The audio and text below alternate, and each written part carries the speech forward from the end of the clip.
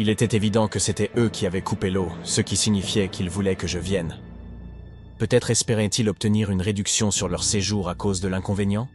J'ai décidé de partir et de les appeler une fois dans ma voiture, juste pour être sûr. Je me suis levé et j'ai commencé à marcher vers les escaliers, quand j'ai entendu la porte du sous-sol s'ouvrir, suivi de plusieurs pas descendant les marches. Lorsque les hommes sont arrivés en bas, ils étaient 3. « C'est réparé ?» a demandé l'un d'eux, dont la voix ressemblait à celle du jeune homme au téléphone. Mais tous ces hommes étaient bien plus âgés que le jeune homme que je pensais avoir loué la maison. Je leur ai dit que tout devait fonctionner maintenant, et que la vanne avait probablement juste été serrée toute seule. Je faisais de mon mieux pour ne pas les accuser, car toute cette situation me mettait très mal à l'aise. Je voulais juste quitter ce sous-sol et m'éloigner d'eux. Ils sont restés là, silencieux, me fixant.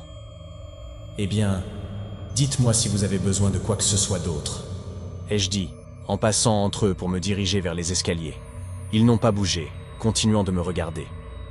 Mais en passant près du troisième homme, celui le plus proche des escaliers, j'ai aperçu une arme coincée dans l'arrière de son pantalon. Cela m'a fait paniquer, et j'ai accéléré le pas pour monter les marches.